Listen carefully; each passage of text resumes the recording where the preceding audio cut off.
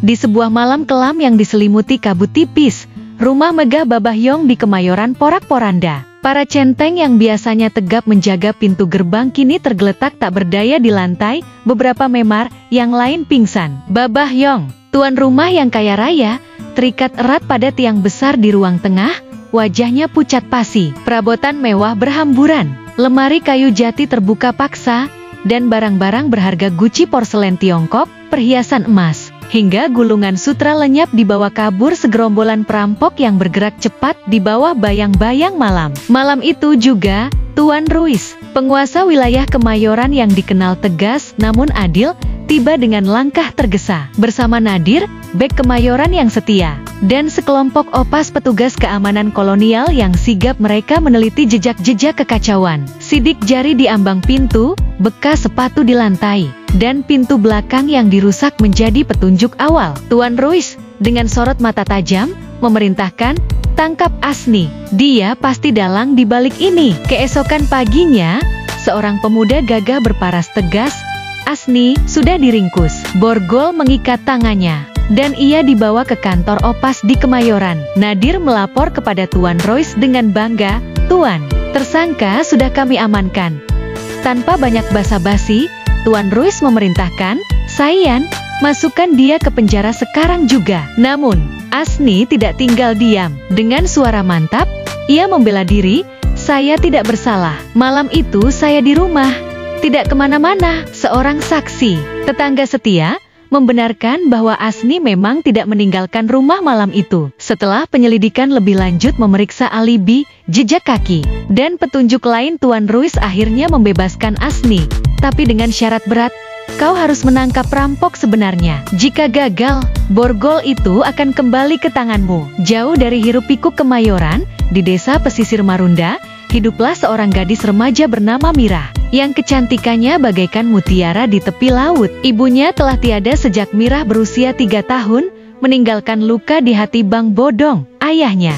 Bang Bodong, seorang duda yang setia pada kenangan istrinya, mengabdikan hidupnya untuk membesarkan Mirah dengan cinta dan kesabaran.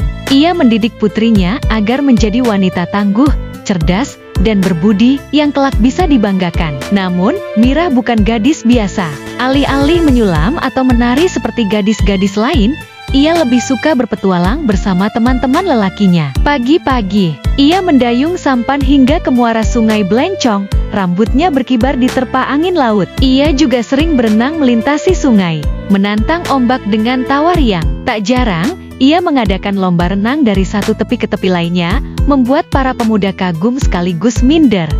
Kegemarannya tak berhenti di situ. Mirah terpikat pada ilmu silat, bergabung dengan para pemuda Marunda untuk berlatih. Bakatnya luar biasa, gerakannya lincah, pukulannya presisi, dan keberaniannya tak tertandingi. Bang Bodong, yang dulunya pendekar ternama, melihat potensi besar dalam diri putrinya. Ia melatih Mirah dengan penuh dedikasi, mengasah setiap jurus hingga gadis itu menjadi petarung ulung. Dalam waktu singkat, Mirah menjadi legenda di Marunda. Dalam setiap adu silat, tak satu pun pemuda yang mampu mengalahkannya. Ia dijuluki Singa Betina Marunda, sosok yang disegani sekaligus dikagumi. Namun, di balik kebanggaannya, Bang Bodong khawatir. Mirah adalah wanita, dan meski tangguh, ia kelak membutuhkan pendamping hidup. Jika semua lelaki yang mendekat selalu ia kalahkan, siapa yang berani melamarnya?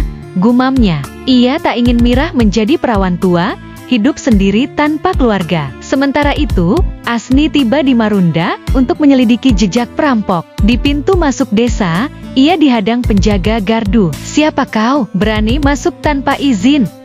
bentak penjaga. Asni dengan nada santai menjawab, "Apa siang bolong begini juga harus permen?" Ucapan itu memicu amarah. Penjaga menendang, tapi Asni sigap menghindar. Tendangan itu justru membuat penjaga kehilangan keseimbangan dan jatuh tersungkur. Penjaga kedua menyerang dengan tongkat, namun Asni dengan cekatan menangkap tangannya, memelintir hingga lawan itu meringis kesakitan.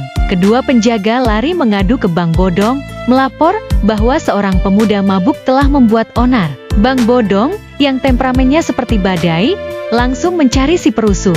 Tanpa banyak tanya, ia menyerang Asni dengan jurus-jurus maut yang telah ia asah selama puluhan tahun. Asni, meski terkejut, tak kalah lincah. Ia mengelak dengan salto, koprol, dan gerakan akrobatik yang membuat Bang Bodong hanya memukul angin. Setelah pertarungan sengit, Bang Bodong kelelahan dan jatuh tersungkur, napasnya terengah-engah. Kabar kekalahan ayahnya sampai ke telinga Mirah. Marah sekaligus penasaran, ia melesat bagaikan kilat menuju Asni. Dengan tongkat di tangan, Mirah menyerang bagai harimau kelaparan. Jurus-jurusnya mematikan, namun Asni bukan lawan sembarangan. Dengan kelincahan luar biasa, ia menghindar dan menepis serangan Mirah. Dalam satu gerakan cepat, Mirah terlempar ke kolam ikan, tubuhnya penuh lumpur. Tak menyerah, ia bangkit dan menyerang lagi, kali ini dengan pedang. Namun, Asni dengan cerdik melucuti pedang itu, membuat Mirah terpental ke dahan pohon. Saat ia jatuh, Asni menangkapnya dengan tangkas. Mirah mendengus geram, wajahnya memerah karena malu dan marah. Asni hanya tersenyum kecil, yang justru membuat Mirah semakin kesal.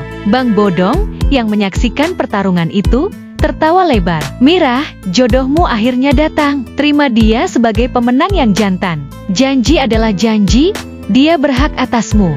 Sorak-sorai pecah dari para warga. Asni, yang awalnya dianggap musuh, kini diterima sebagai bagian dari keluarga. Di tengah kehangatan itu, Asni menceritakan misinya. Ia datang ke Marunda untuk memburu kawanan perampok yang merampok rumah Babahyong. Jika gagal, penjara menantinya. Mirah dan Bang Bodong seketika tahu siapa pelakunya. Tirta dan gerombolannya, bandit terkenal dari Karawang yang sering membuat onar.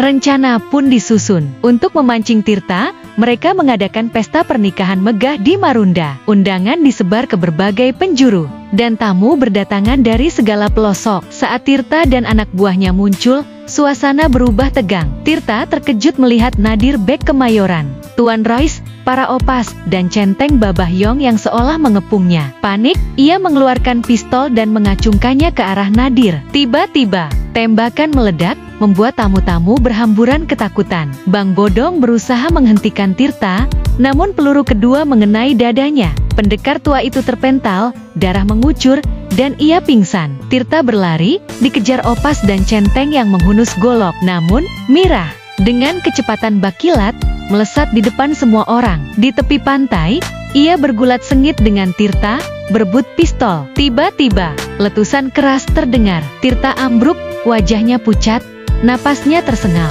Dengan suara lemah, Tirta berkata, "Mirah, aku lega bertemu denganmu. Cim, satu-satunya yang bisa kuberikan."